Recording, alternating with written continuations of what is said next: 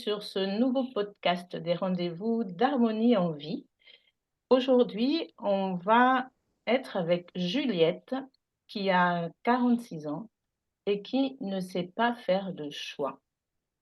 Je laisse la place à Anne-Pascale. Alors, bonjour Juliette.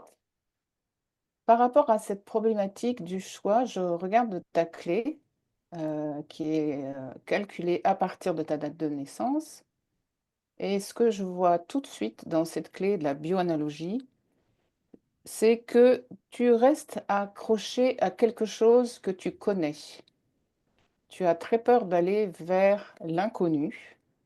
Ta sécurité, c'est de rester vers quelque chose que tu connais. Et donc tu peux pas t'ouvrir, c'est impossible pour toi, tu peux pas t'ouvrir à quelque chose de différent que ce que tu connais.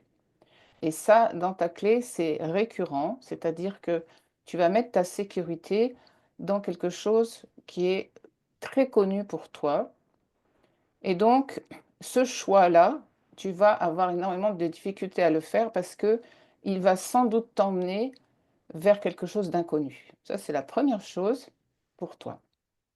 Ensuite, la deuxième chose que je vois, c'est que tu vas te comparer, tu n'es pas en paix parce que tu vas vouloir toujours comparer tes choix à ceux des autres.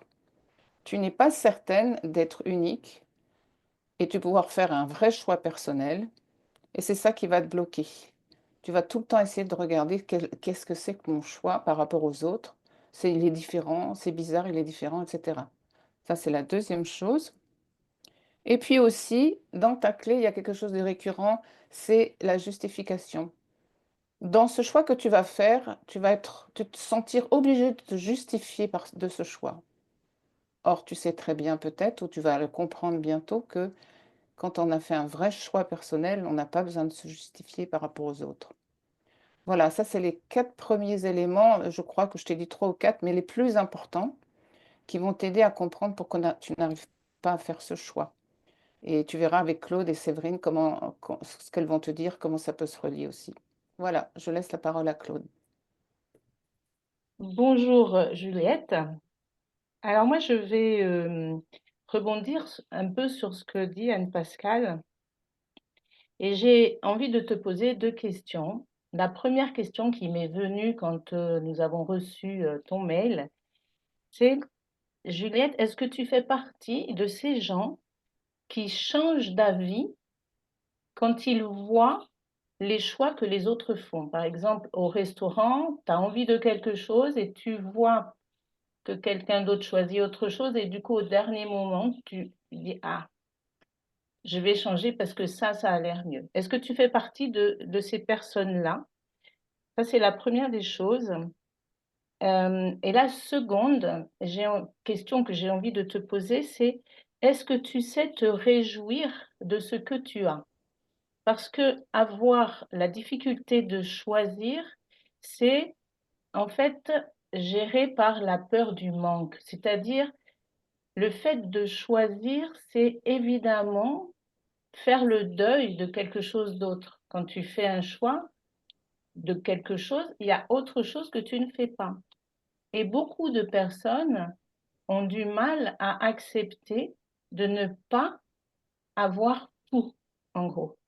Et en général, pourquoi on a du mal à accepter ça? C'est juste parce qu'on n'est pas avec soi-même dans le moment présent pour profiter de ce qu'on a.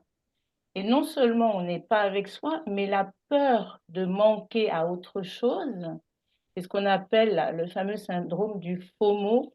En anglais, c'est Fear of Missing Out, ça veut dire peur de manquer. Cette peur de manquer nous amène à l'extérieur de nous et nous empêche d'aller, comme dit Anne Pascal, voir en nous ce qui se passe et ce qui est vrai pour nous. Donc, voilà la clé que j'avais envie de te donner.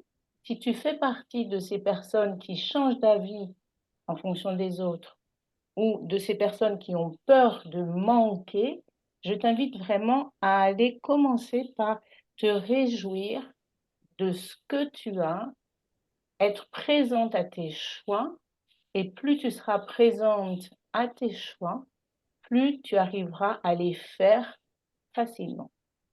Je laisse la parole à Séverine.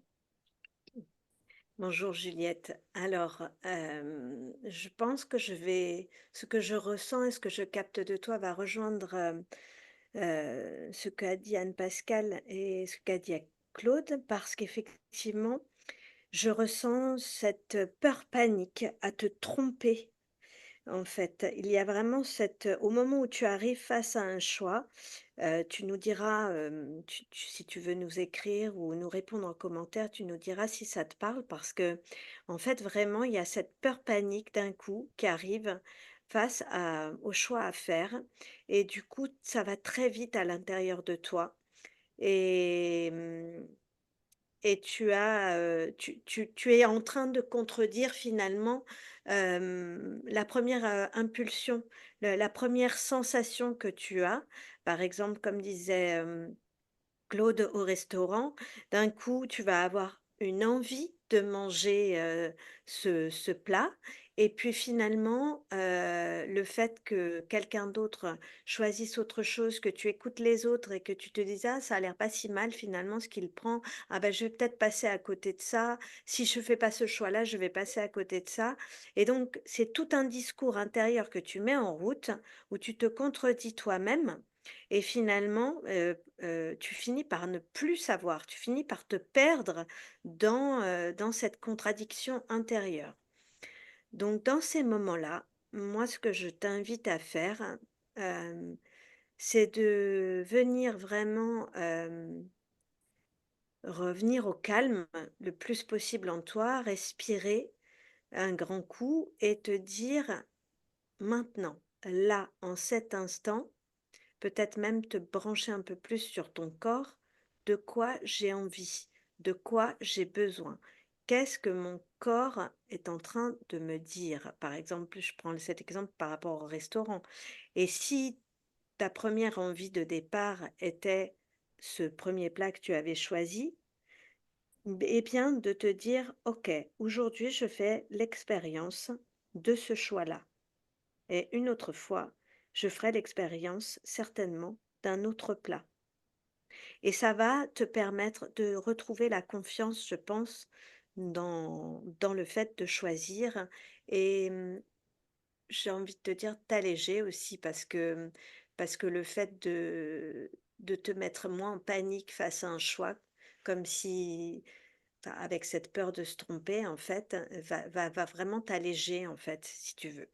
Donc, je te souhaite vraiment, Juliette, de revenir à toi le plus possible, de vraiment être à l'écoute de tes désirs, de tes besoins et de faire les choix le plus calmement possible, j'ai envie de te dire. Merci, Juliette. Merci beaucoup, Juliette, pour ta question qui va certainement intéresser beaucoup de personnes. N'hésite pas, comme l'a dit Séverine, à nous mettre en commentaire ou par mail si les clés que nous t'avons données te parlent. Et puis, on te dit à bientôt. Merci d'avoir partagé avec nous ce moment sur les rendez-vous d'harmonie en vie. N'hésite pas à liker, partager, à t'abonner et à nous écrire si tu le souhaites pour qu'on éclaire une situation avec laquelle tu peux rencontrer des difficultés. Et à regarder nos offres d'accompagnement si tu as envie d'aller plus loin avec nous. Au plaisir de te retrouver sur cette chaîne. À très vite.